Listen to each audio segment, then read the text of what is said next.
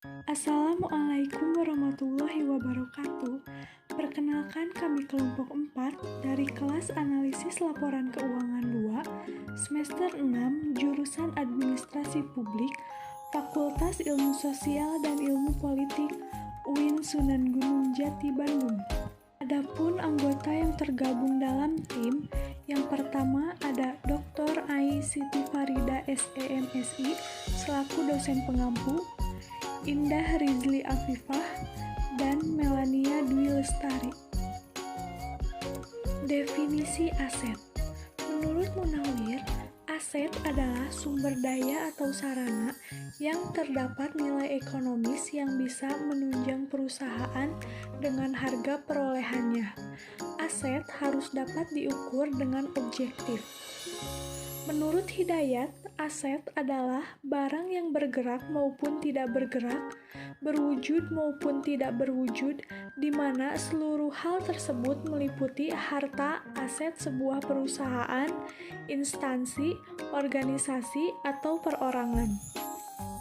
Menurut Pernyataan Standar Akuntansi Keuangan Nomor 16 Revisi Tahun 2011, aset adalah semua kekayaan yang dimiliki perusahaan atau seseorang, baik berwujud, yang bernilai atau berharga, yang akan mendatangkan manfaat bagi perusahaan atau orang tersebut. Selanjutnya, siklus hidup aset. Menurut Hindrawan dan kawan-kawan, siklus hidup aset atau kelompok aset terdiri dari 4 fase sebagai berikut. Pertama, fase perencanaan. Fase perencanaan merupakan tahapan di mana perusahaan mengidentifikasi kebutuhan akan permintaan atas aset. Kedua, fase pengadaan. Fase pengadaan merupakan fase atau tahapan ketika aset dibuat, dibangun, maupun dibeli.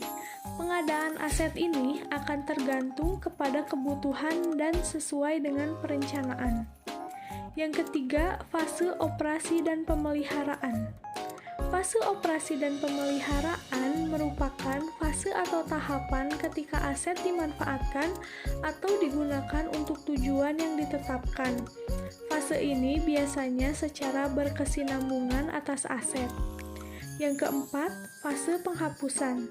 Fase penghapusan merupakan fase atau tahapan di mana umur ekonomis aset telah habis atau hilang. Definisi analisis pertumbuhan aset. Analisis pertumbuhan yaitu melakukan perbandingan nilai tiap-tiap pos aset dalam neraca dengan tujuan mengetahui persentase perubahan posisi aset pemerintah daerah selama 2 periode berurutan. Menurut Aris Heru Prasetyo, menyatakan pertumbuhan aset adalah pertumbuhan perusahaan yang selalu identik dengan aset perusahaan, baik aset fisik seperti tanah, bangunan gedung, serta aset keuangan seperti kas, piutang, dan lain sebagainya. Adapun rumus pertumbuhan aset sama dengan total aset tahun T dikurangi total aset tahun T dikurangi 1 per total aset tahun T dikurangi 1 dikali 100%.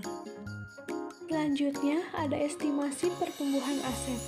Menurut Muhardi, ada 3 cara untuk mengestimasi suatu perusahaan. Pertama, menggunakan rata-rata pertumbuhan historis. Penggunaan data historis tepat bila dilakukan pada valuasi perusahaan yang stabil.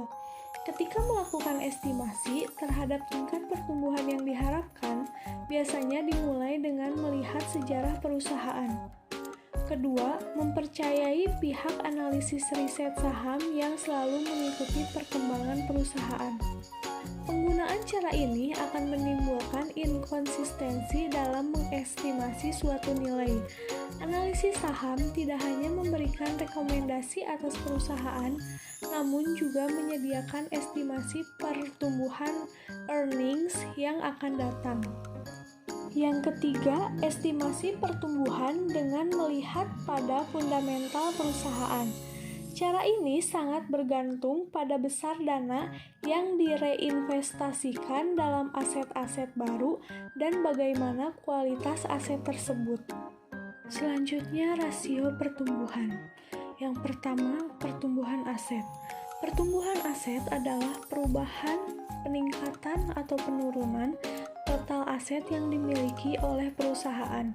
Pertumbuhan aset dihitung sebagai tingkat perubahan aset pada tahun tertentu terhadap tahun sebelumnya.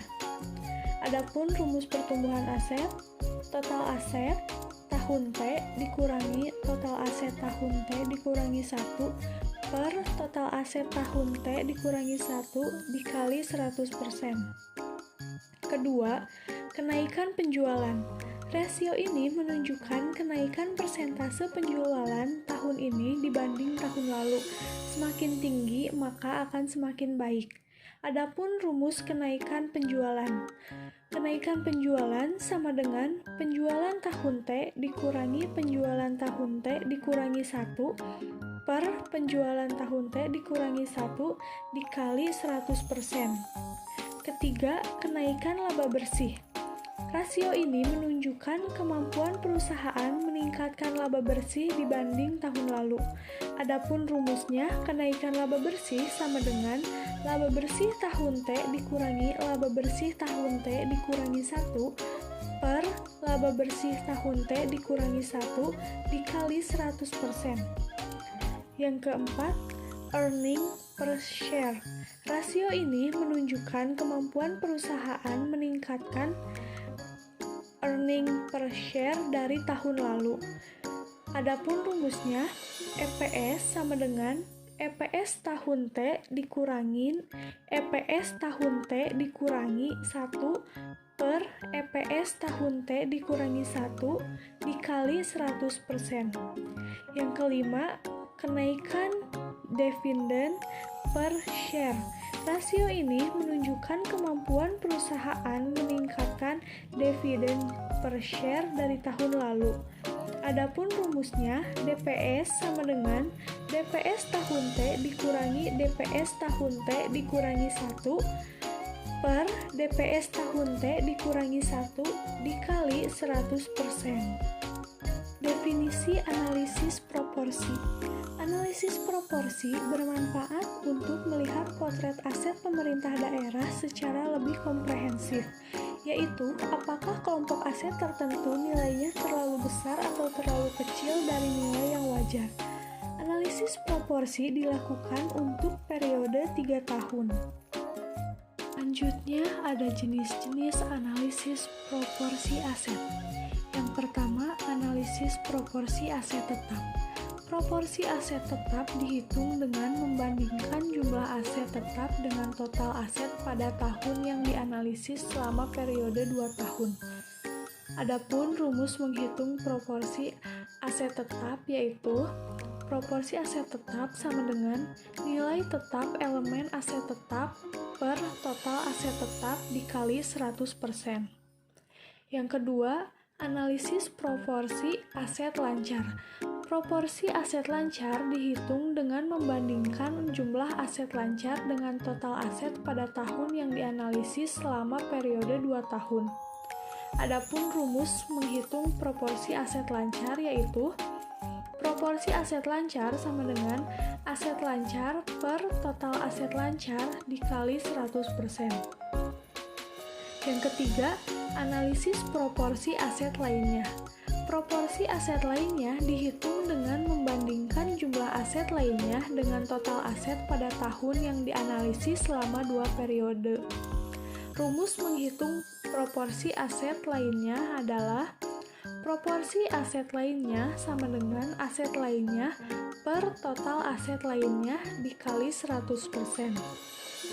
Yang keempat, ada analisis proporsi dana cadangan.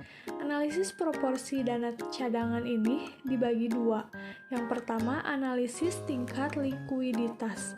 Analisis rasio likuiditas dimaksudkan untuk menilai kemampuan pemerintah daerah memenuhi kewajiban jangka pendeknya.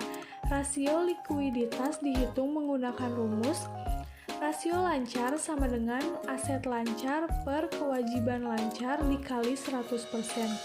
Yang kedua, analisis rasio hutang terhadap ekuitas dana.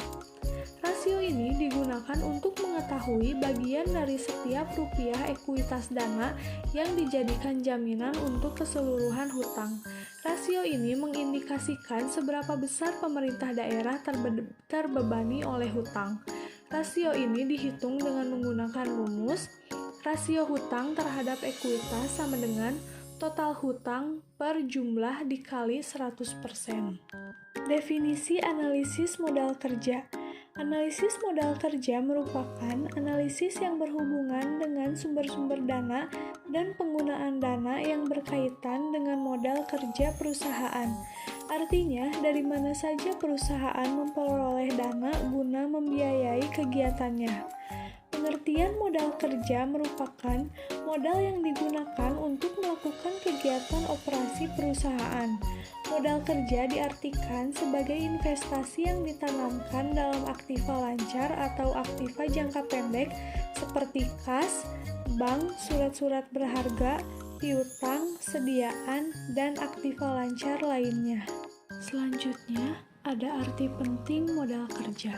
Secara umum, arti penting modal kerja bagi perusahaan diantaranya, pertama, kegiatan seorang manajer keuangan lebih banyak dihabiskan di dalam kegiatan operasional perusahaan dari waktu ke waktu. Ini merupakan manajemen bagi modal kerja. Kedua, investasi dalam aktiva lancar cepat dan seringkali mengalami perubahan serta cenderung labil. Sedangkan aktiva lancar adalah modal kerja perusahaan. Artinya, perubahan tersebut akan berpengaruh terhadap modal kerja. Oleh karena itu, perlu mendapat perhatian yang sungguh-sungguh dari manajer keuangan. Ketiga, dalam praktiknya seringkali bahwa separuh dari total aktiva merupakan bagian dari aktiva lancar yang merupakan modal kerja perusahaan. Dengan kata lain, jumlah aktiva lancar sama atau lebih dari 50% dari total aktiva. Keempat, bagi perusahaan yang relatif kecil, fungsi modal kerja amat penting. Perusahaan kecil relatif terbatas untuk memasuki pasar dengan modal besar dan jangka panjang. Kelima, terdapat hubungan yang sangat erat antara pertumbuhan penjual dengan kebutuhan modal kerja. Kenaikan penjualan berkaitan dengan tambahan piutang, sediaan, dan juga saldo kas. Demikian pula sebaliknya, apabila terjadi penurunan penjualan, akan berpengaruh terhadap komponen dalam aktiva lancar.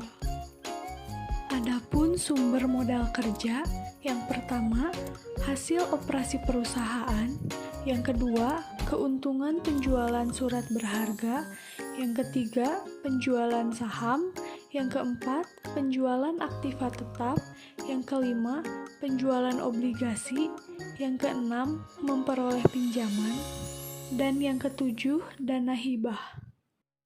Selanjutnya, ada faktor-faktor yang dapat mempengaruhi modal kerja. Yang pertama, jenis perusahaan, yang kedua, syarat kredit, yang ketiga, waktu produksi, dan yang keempat, pengaruh tingkat perputaran sediaan. Definisi analisis rasio keuangan. Rasio keuangan menurut James C. Van Horn merupakan indeks yang menghubungkan dua angka akuntansi dan diperoleh dengan membagi satu angka dengan angka lainnya.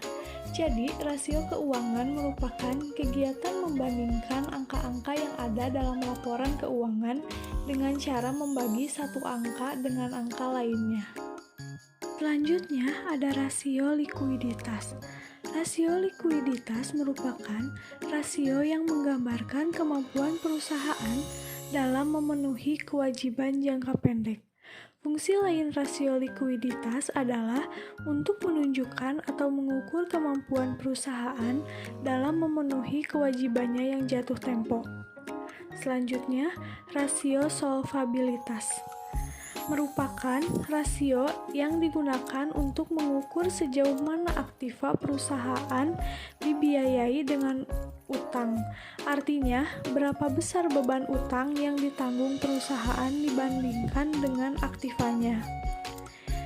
Yang selanjutnya, rasio utang Rasio utang merupakan rasio yang digunakan untuk mengukur perbandingan antara total utang dengan total aktiva.